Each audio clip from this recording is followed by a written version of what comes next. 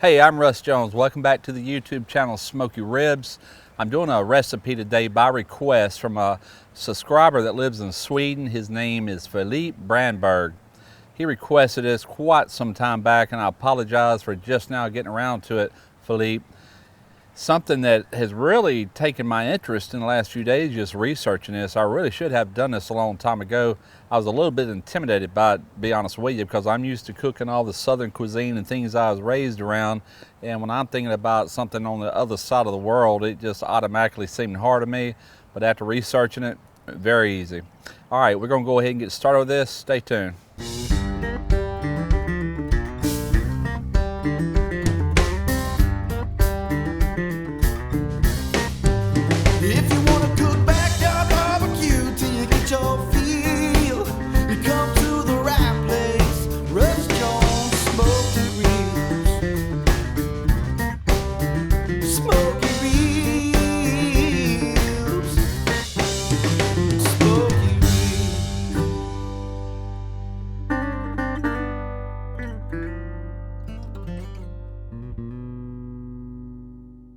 All right, I'm gonna take you back to last night, and it really was so fast and so quick I couldn't even see recording any footage on it.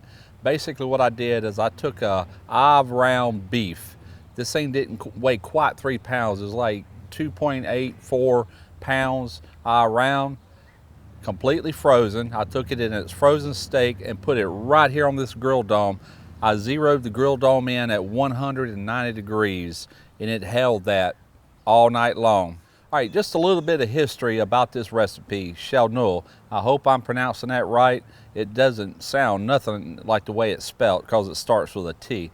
But Tja lkno, that's what Filip told me it would sound like in American language.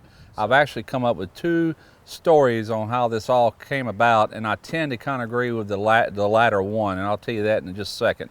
First story is man and a woman in the north part of Sweden. The man was a moose hunter. His wife asked him one day to please take a frozen steak out of the freezer or out of the snow, whatever it may be, and put it into the oven, put it on a real low temperature so it can thaw out. Well, supposedly it got forgot about until the next morning, where she discovered it in the oven, and in an attempt to save the meat, not toss it out, she created a brine, put the meat in a brine for hours. Then later that day, her and her husband tried it, and they said it was absolutely delicious, moist.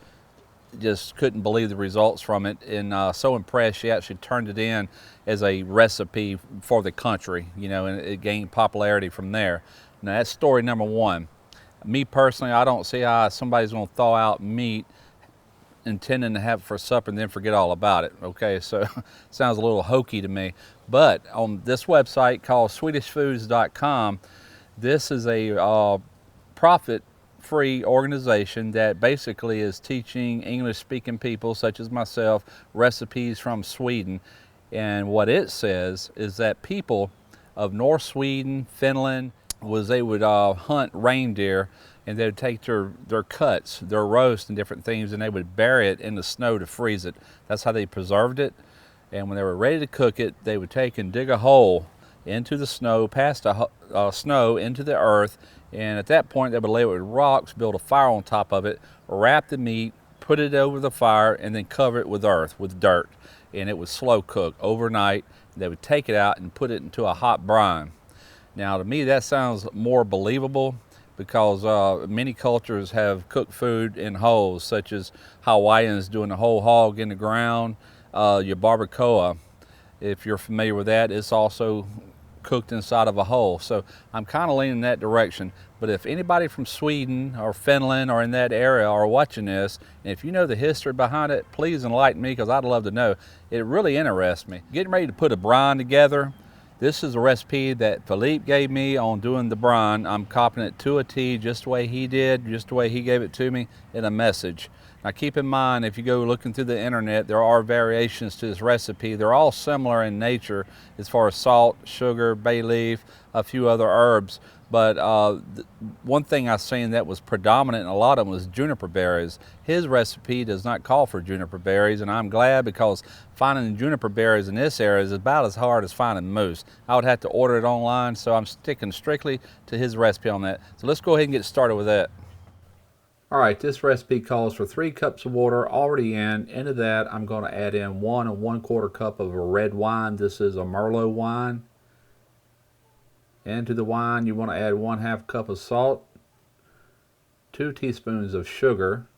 It also calls for fresh garlic, 5 cloves. I didn't have garlic, I was out, so I'm using a roasted garlic powder, 2 teaspoons. Into that, you want to add 1 teaspoon of ground black pepper, 1 bay leaf, 1 teaspoon of ground thyme. Now what I'm going to do at this point, I'm going to bring it indoors, transfer it to a pot, bring it up to a simmer. We're going to simmer this for around 5 to 8 minutes. I've got the brine inside on the stove top. It's done. I've let it simmer for like 8 minutes. Now I'm letting it cool down.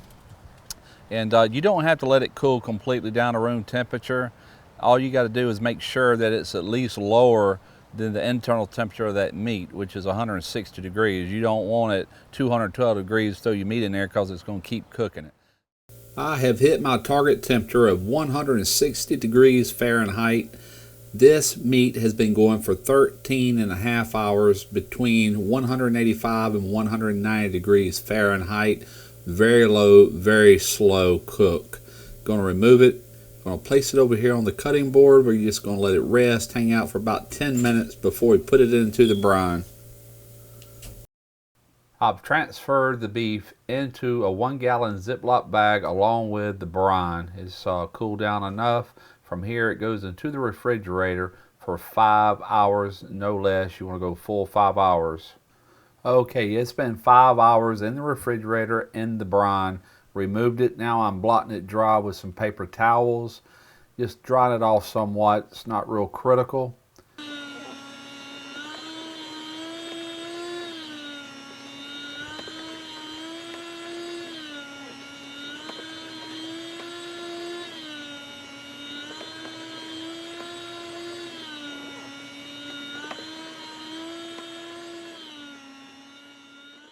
Okay, there's only one thing left to do, and that would be a taste test.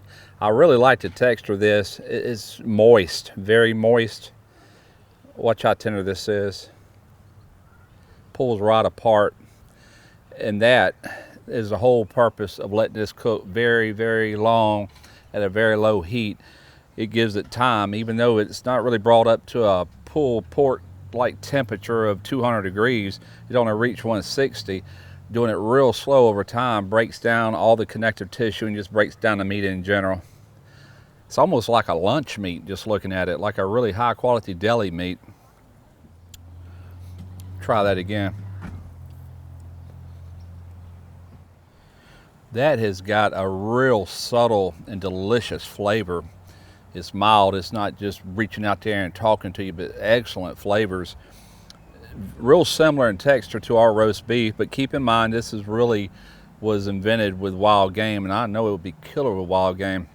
For all you deer hunters, I would try this with venison.